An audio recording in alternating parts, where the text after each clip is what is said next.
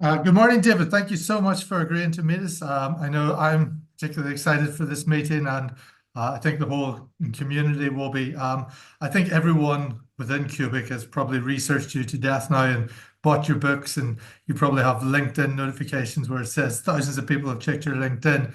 But for people who might be new to Qubic, could you give a little introduction about yourself, please? Yeah, first of all, thank you very much. I'm very glad to be here with you today and with the fantastic Qubit audience. Yes, I have been creating companies and startups and endeavors for the last 30 years. When people say something is impossible, I try to build it. So I have been creating from the first internet companies back 30 years ago to companies about nanotechnology, about space, about neuroscience, about many fields. And mostly over the last 20 years, I'm very devoted to artificial intelligence and AGI mostly. Amazing. Okay, so we'll start off with a series of questions, David, if that's okay then. So your Yep. work with Mind Big Data collects EEG brain signals for AI learning. Could you describe a future where our thoughts and emotions can directly interact with AI, and how could Cubic fit into that? Yeah, I think we all have a brain. That's good because that is where everything started. And in that sense, I have been involved with this field for a very long time. I have been advisor for the pioneer companies of this field in San Francisco, for like Emotive and others. I have been also creating like the largest EEG data set available in its open. And also I have been creating like new devices, new devices to read the brain, basically EEG headsets. Because I think when we try to understand how we interact with technology, we have been doing it for the last 70 years or so, and we have been doing it quite slowly because we type. We all can type, but we type quite slowly. We start now to being able to talk to machines thanks to AI, and even that is a bit faster, but it's not fast enough. It's not fast as our thoughts. So that's the essence. We need to go to thoughts because that's the final brain-computer interface, so we can really communicate with machines at a faster pace. That's the essence of why it's important to build all that kind of technology and data sets and algorithms. And yes, I think that Cubic and AI in general can help this in many ways. One of them is that we can understand better how our brain works, and we know just very little about how it works. And of course, it can help us also develop better AI if we mix this together, these brain activities with real things and with real algorithms. That's where I think this main big data endeavor is important. Thank you, David. I think we're going to touch on this more later on as well. It excites me, this. So you've written a book, Automate or Be Automated, and you suggest within that book that eventually machines may take over the majority of jobs. Oh, you've got it. Brilliant. Um, Available on Amazon. Uh, how do you see society adapting to that change? Do you believe that we should be preparing for a world with perhaps a universal basic income for everyone? Or is this perhaps a new Luddite moment where everyone's sort of worried about their jobs, but in reality, technology might replace those jobs, but new jobs appear? Yeah, the interesting thing about this book is this: it is almost 5 years old. I presented it in AI for Good, a conference in Geneva, and I think it's mostly relevant because maybe some technology, but the focus is that everything that you repeat, you should automate. That's basically one of my mantras. If you repeat something, go and automate it. Maybe you can't automate it today because there's not enough technology to do it, but maybe tomorrow or 2 months or a year ahead will do. So basically, everything that you repeat, try to automate. The thing is that once this started to become fully feasible in all fields of work and fields of society, that is going to change many things because from the technical standpoint, every job could be automated and will be possible to be automated in the future. So that changes the landscape of how we work, basically because we work because we have some knowledge to do some things, but if machines are going to do it, that should change. I don't know if the final way to do it is like a UBI or something like that, so we can have a payment for do other stuff.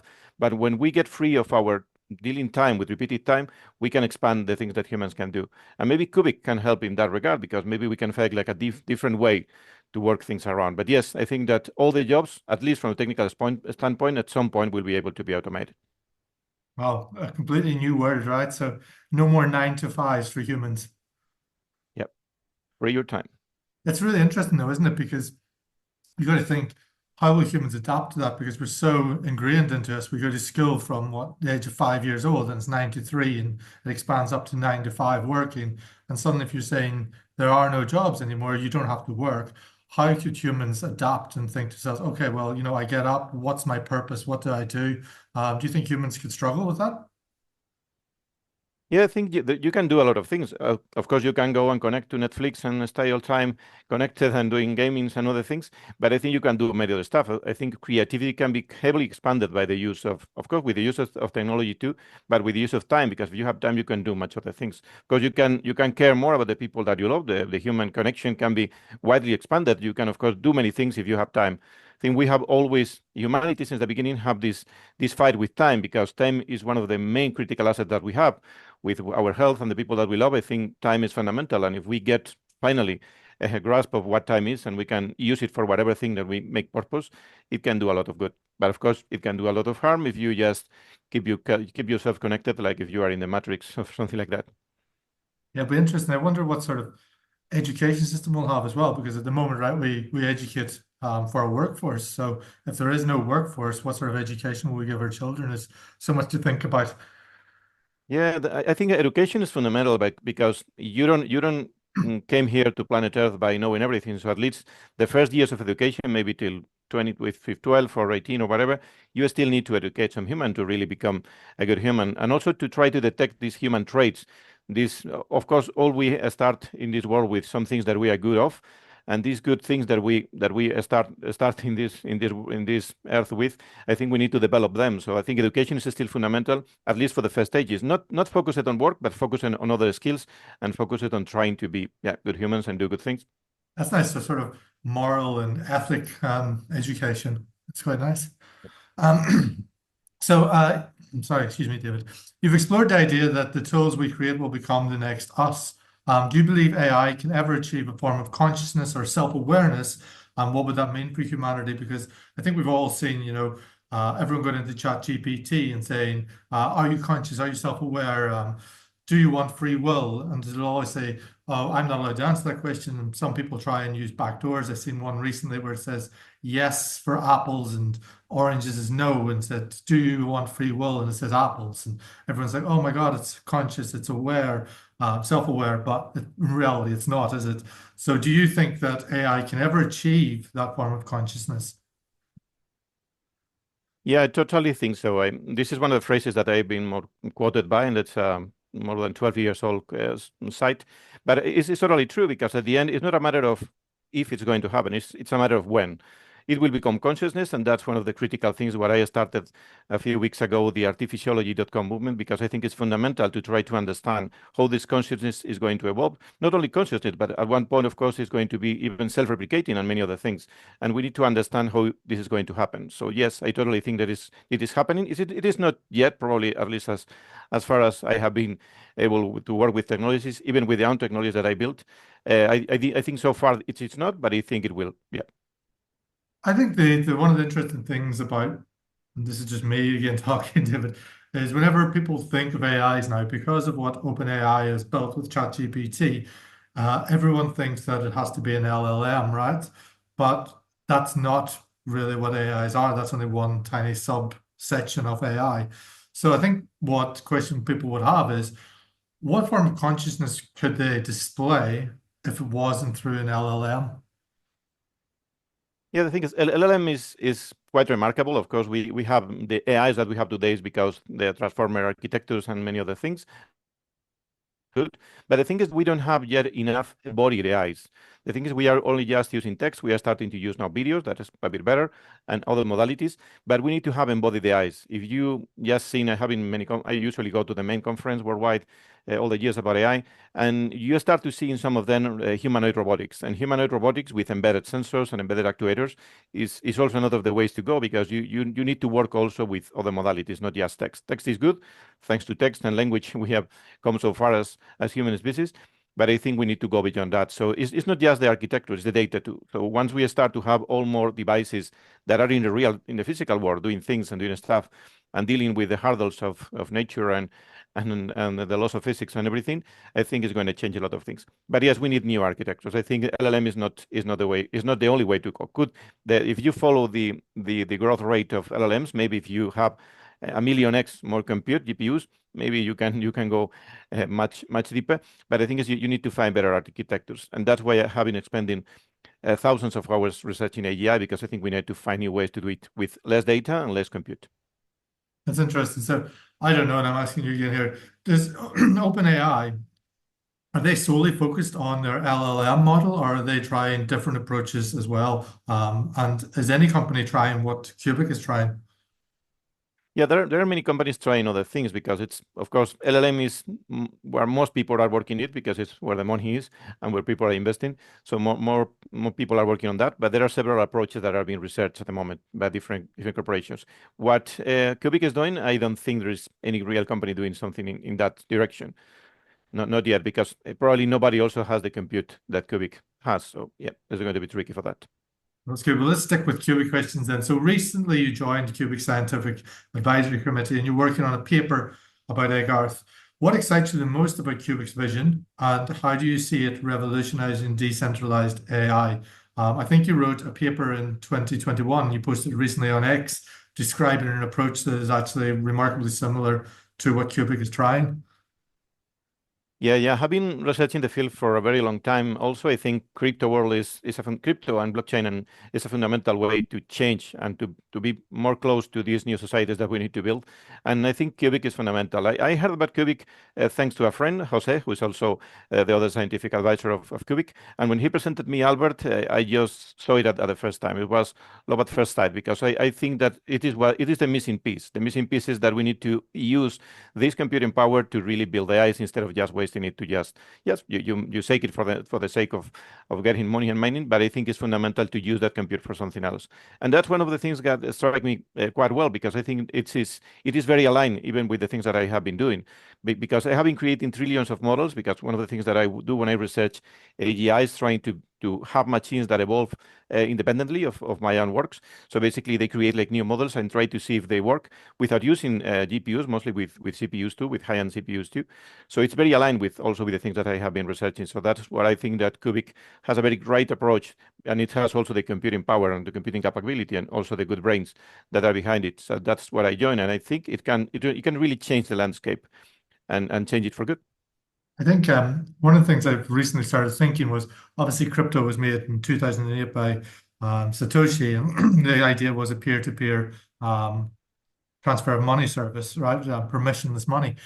Um, and we still have our normal forms of money. We still have our euros or dollars, and nothing's really changed much. And if anything, Bitcoin's moved from being a cryptocurrency to a crypto asset. And I was thinking the other day, what if cryptocurrencies calling was AI? What if that was what it was built for? It just didn't recognize it at that time. All those computers working independently, decentralized to build an artificial intelligence. Good thought. Yeah. So, But we have sorry, we need to do it now. I think we missed a little part of that question. Oh, no, we didn't. It was good. If we look ahead to 2030, so for 5.5 years, how do you envisage AI will change industries like education, healthcare, governance? I think we've talked about this. So I think we can skip over this. So I'll move on to the next one. Do you envisage a future where AI becomes so integrated into our daily lives that the line between human intelligence and machine intelligence blurs, right? So you can imagine already we all use our phones. No one leaves the house without their phone. My son plays a game and you have to answer the question. It's like, what would you not leave the house without? And the top answer was your phone, and clothes was second. So it just shows you how much we value our technology. So will these become even more intertwined, machine and human intelligence? Could it even reach a point where people choose to augment their own cognitive abilities into AI? Yeah, that's a very good question because at the end there is one theory about the brain evolution. It's called the tricerebral brain evolution. It is not very well at the moment. Some people are saying that it's not really good, but I think it's good in the essence that it is very easy to communicate. And it says that we have been developing brains since the early humans. We started with this brain that comes from the reptilian area. That is basically the brain that make us go to war, to fight or flight. This is the oldest brain. This is the first one. The second one is the one related to the limbic brain, related to emotions and how we learn too. This is the second brain. And the last brain is the current brain is the neocortex. It is in the outer side of our brain that is related to basically what are we building at the moment. Building these digital technologies, building AI is thanks to this neocortex. But now there are people that saying that we are starting to build like the fourth brain. We cannot build the fourth brain inside our brain because evolutionarily speaking is not going to be so fast. So we need to need by another means, and we need to externalize that fourth brain.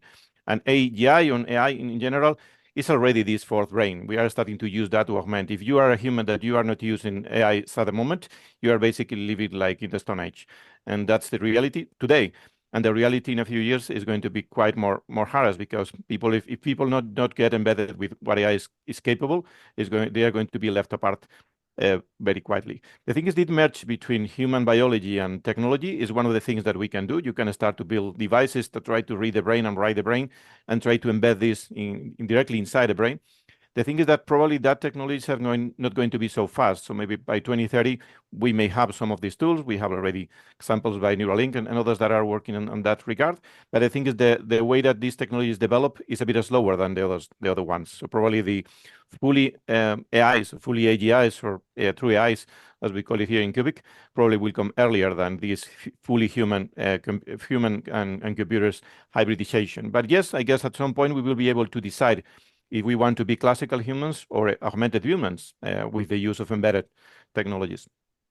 I'm not sure again here. I know Neuralink are doing a lot over in America with the brain. Is that linked to AI at the moment, or is that something that they'll probably expand into in the future? No, they will expand it. At the moment, they already have some guy that has a tetraplegic that can control at the moment the computer mouse with her thoughts, with his thoughts. It is just in the motor cortex of the brain, the device that he has implanted, and he's already been able to work with a computer faster than most humans. You can try the Neuralink page. You can try if you can move your mouse faster than he can.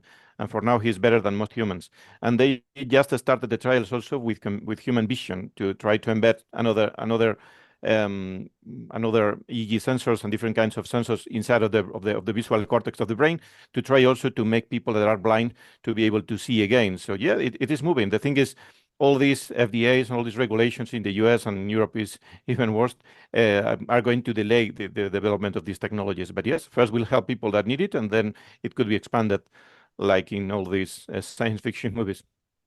Exciting, isn't it? So this is a really interesting question.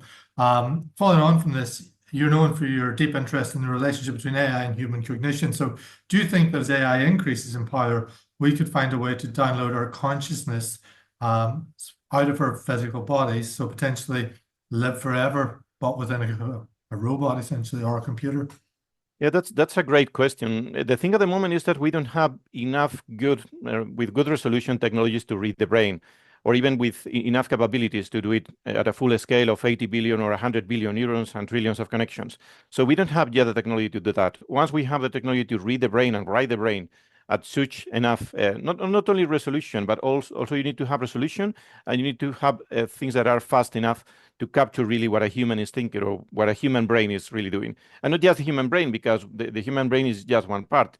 All the nervous system is very linked to, and when you talk to Jose, he will tell you more about that. But it's a link of many systems. But yes, once these technologies are ready, it could be feasible. The thing is, I don't know if it's going to be faster to reach that, or faster to try to transfer our way of being to a computer in other means that is just trying to replicate the brain. Replicating a brain, we need some breakthroughs, and these breakthroughs, we don't know when they are going to happen. Maybe it could be 1 year or 10 years. We don't know exactly when these breakthroughs to scale up these technologies will come. It's interesting, isn't it? Well, would it still be us? I don't know. Okay, Okay, will be us the time of that snapshot. Is just if you capture a snapshot of us, that's you when maybe 1 minute ago or a second ago, yeah. Crazy, right? Yeah. Okay, so let's a couple of Qubic questions here now then, David, to finish us off. I think thank you again for today. So Qubic is obviously known for this AI-driven use of useful proof of work. How do you think this model will influence the blockchain landscape, and what potential does it hold for broader AI applications? So we've all heard, Bitcoin mining uses more energy than Argentina, this sort of stuff, but actually now Qubic can turn around and say, oh, we're using our power for something useful, we're training AI. Do you think that'll completely revolutionize blockchain and potentially other AI applications? I think it will, because at the moment the current blockchain and all the other cryptos are basically old style. They're using old paradigms that need to be changed. They are biased, and there are many things that are basically wrong in that sense. Also in the AI world is also quite wrong, because we are in a scale to try to have more compute, but it is not getting fast enough. That's why if you connect to ChatGPT or whatever, you have like a limit to use the last model, the O1, because we don't have enough brains of machines to do that. So both worlds are a bit at the moment not working correctly. And I think Qubic can help that in link these two worlds, the AI world and the compute world, to make it better. So I think, yes, there is a lot of things that Qubic can do in that space. That's fascinating. Amazing. So one of the roles that you took on when you came to Qubic was you were going to write a paper, a scientific paper for Qubic. Have you begun that yet? And when do you envisage it'll be finished? Yeah, it's we are already working on it. We are starting to write some pages, and of course reading everything and working with all the data. I'm starting also, I reading every line of code also, trying to deal with that. But we of course in the lines of the reaching the date that we have committed for that. We are also talking this week. I was talking with CFB about because we don't need just the code. We will need to start to have all the executions, all the input and the outputs that are going to these neurons that we are creating, these ANNs that we are building in Qubic, so we can start to understand how this data is flowing and how this is learning really to create this emerge of consciousness at the end, of AIs or true AIs at the beginning. So yes, we are working on it. We need more data. We need more things to keep developing it. But yes, we are on track to do it. It's already started, of course. So when do you hope to have that paper finished by, David? Yeah, we aim to have it by the end of the year. By the end of the year, of course, there are many developments that Qubic is doing in these months, so they start to have this data that we can really tap into and insert into the paper too. But yes, to the end of the year is the date that we have. If I'm not mistaken, then David, once the paper is built, it can't be released straight away, right? It has to go be peer reviewed and published before it can be released. Is that correct? Yeah, well, you can release it, because there are now several locations like Archive and many others where you can already preprint or pre-publish a paper. That's one option. But yes, of course, it is going to be peer reviewed by many other people. Yeah, that's the idea of science. You just build your thing and then you keep. And of course, now the papers are not an static thing, so you need to keep developing them, because you have seen many papers that have been evolving through time. And with the development of the AI graph, of course, we will see that too, because we need to keep evolving as long as we keep increasing new functionalities, and we see how really all the nodes work together to build this AI. So yes, it's a living thing, but yes, it's going to be released. So you're currently building this, David. On a scale of 1 to 10, from what you're seeing now, how excited are you? From 1 to 10, what? Sorry. How excited are you from what you're seeing? Oh, 10. Yeah, totally. Amazing. Totally, yeah. Okay, final question, David. And the 4th of December has been touted as the date we could see the first signs of life. Are we on track for the 4th of December, ahead of schedule? In your opinion, where are we at?